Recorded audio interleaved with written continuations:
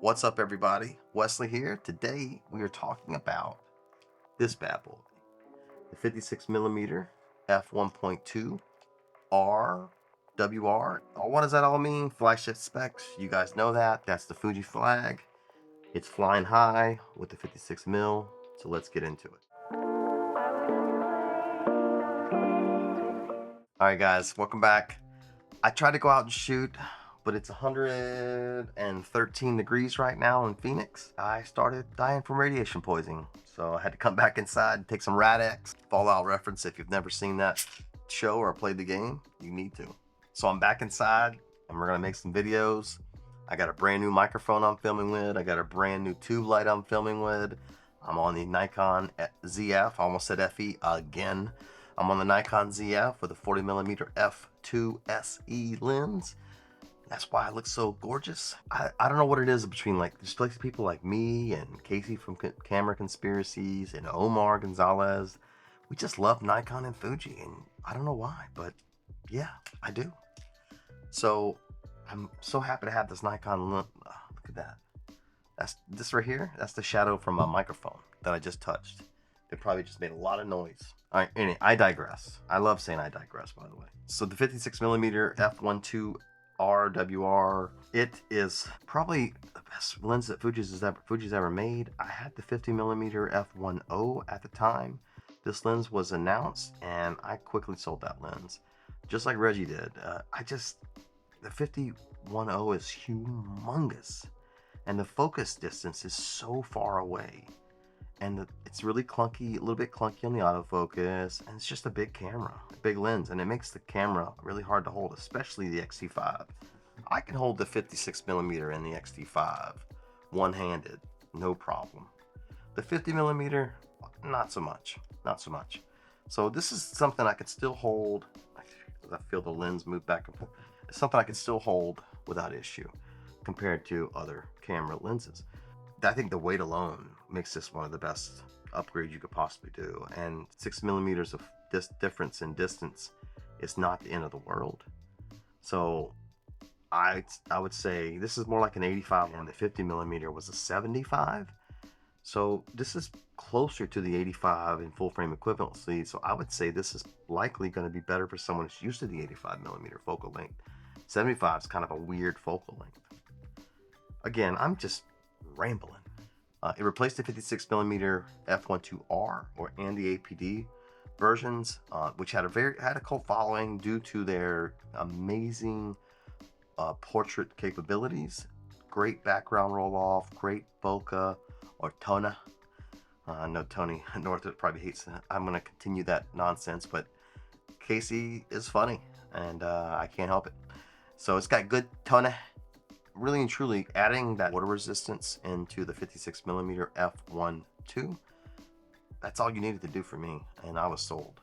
That's the reason I went to the 50mm f1 from the 56.12 to begin with. And as soon as this was released, I sold the f1 and went back to this. I'll show you a photo of them side by side. It's a huge difference. The 50 is humongous compared to this. And when you're shooting a wedding all day long, which is primarily what I was using these lenses for, yeah, no, I don't want to do that. I'd rather shoot with this 40 f2, something light. I gotta carry these things all day long. Like all Fuji lenses, start with build quality, and unless you're an XC lens, build quality is amazing. Fuji is the only camera manufacturer that I feel, I guess aside from Leica, but I don't have a Leica right now, so I should say the only camera manufacturer of all the major brands, aside from Leica, that I know of that uses all metal construction on the lenses. And to me, it makes a huge difference in just feeling confident about the build quality. It has that same aperture ring as I talked about on the 18mm review, that same clicky, lockable aperture ring. So it's an amazing lens build quality wise. And the weight isn't too bad at 445 grams. It's not too bad. It's a little bit larger than the 18mm and a little bit heavier, but it's not too bad. This is an APS-C. Now, if this was an 85mm on my Nikon, it would be probably 25% longer. That's why you buy APS-C bodies. They're smaller, and also the lenses are smaller. I say that, I still think that full frame depth of field trumps a lot of times. And just watching this myself in the screen right now, I can tell you it looks great. I might start filming on the Nikon again. It's premium build quality from a premium lens. You can't go wrong with this lens. Now let's get into sharpness. I mean, do we need to? This lens is the sharpest lens, in my opinion, one of the sharpest lenses, if not the sharpest lens in the Fuji XF lineup. It's definitely in the top 3, I would think. I know the 90mm f2, that's a pretty sharp lens as well.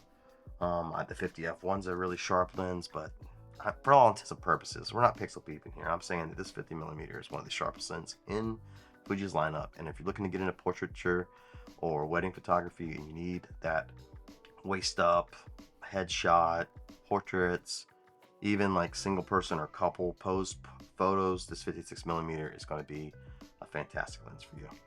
Moving on to low light performance. I can't sing. Why did I do that? I'm moving on to low light performance. The f1.2 aperture of this lens is pretty much a game changer when it comes to low light photography. And if I'm going out at night to shoot photography, I'm taking either the 18mm, the 33mm, or the 56mm, because you're going to need that low light performance. And the 1.2 aperture on the 56 is going to give you the best low light performance of almost all the lenses minus the f1.0 lenses, which are ungodly expensive. So I'd highly advise to take a look at the f1.2 lenses for nighttime photography. As far as autofocus, now this is one of the things that I'm going to knock on this lens. It's kind of slow and clunky, and it makes a lot of noise in comparison to the 18mm. Let's see if I can actually duplicate that here. Oh, as soon as I turned it on, so I'll do that again.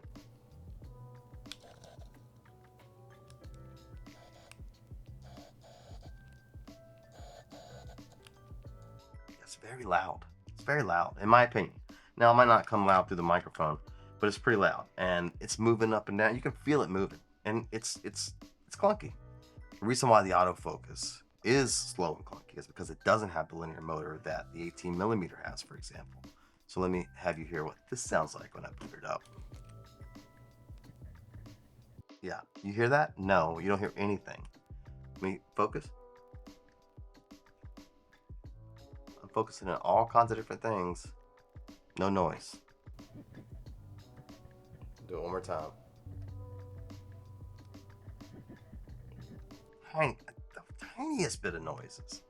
But for all intents and purposes, no noise. This thing does not produce a lot of noise, whereas the 56mm does produce quite a bit of noise. And when you're trying to film video, for example, with the 56mm, you're not going to really have the issues with the noise unless you're using a shotgun mic. And if you're using a shotgun mic on a longer lens like this, you must be just filming your eyes only, because you got to be up on that shotgun mic. I'm using a shotgun mic for backup audio here, and I'm barely making it do anything. It's probably echoey shit.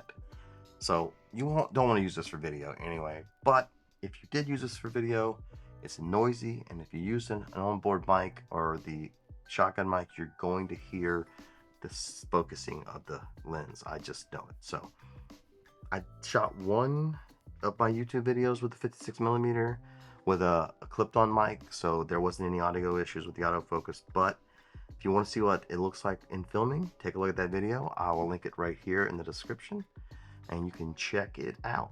So who is the lens for? It's primarily for your wedding and your portraiture and your portrait type photographers. I might use it for some street photography here and there, but that's really when I'm doing, like, very rarely, because when I go out to do street photography, I don't want to limit myself by such a long focal range and get somewhere where I need a little bit more room and I don't have it at 85mm. Let's take the 85-2 type of street photography, and that's my primary use case. But if I'm shooting a wedding or some portrait stuff, I actually did some headshots for my wife a couple of days ago with this, and I'll put them on the screen so you guys can check them out. Fantastic. I had to like soften all the skin and do all kinds of work to, like, so you didn't see every single thing. It's really pretty nice lens, pretty sharp lens. It's a great lens for those things. It's not a great lens for things like, I would say, video work, or if you're doing fast action and you really need to nail that autofocus, it's gonna hunt a little bit, and you're gonna miss more shots than you would on, say, the 33 or the 90 f2 that has the linear motor in it, or the 18mm. I would pick one of those if you're going to need that autofocus to be snappy and silent. But as far as portraiture lenses go, this is the lens for you. Yeah, it is. All right, guys, that's it for this one. I hope I can make some sense of all of this. I would say if this lens is quite expensive, so if you find that it's kind of out of your price range, the 50mm f2 is an excellent lens. It's not going to be your low light performer. It's not going to be something I would say you'd want to shoot indoors or portraiture with, but you can get away with some portraiture stuff and some brighter lit indoor areas with that f2 lens. And it's only like $400, $450, I think, brand new, versus almost $1,000 for this lens. Now, I did get it on sale, but it is almost $1,000 brand new. So if it fits in your budget, check it out. If it doesn't, get the 50mm f2. It is water resistant. It is an all metal construction body if you get the XF version, and it doesn't have the linear motor, but it does have a really good stepper motor in it, and it's pretty quiet, the autofocus, and it's pretty snappy. So anyhow, that's it for this one. Let me know what you think in the comments. If you want to hear anything, you want to see anything, you want to talk about the lens, you want to talk about other lenses, you got any questions about Fuji and Nikon type stuff, let your homie know. Now, I will say, I know other stuff, but I don't know the other brands like I know Nikon and I know Fuji. I haven't had a Sony in a couple years, and I haven't had a Canon in even longer. All right, guys, that's it for this one. See you on the next one. Got a few more to film. I hope this microphone is doing its job. And yeah, like this bright light, less moody situation, not too bad. All right, that's it for me. See ya. Peace.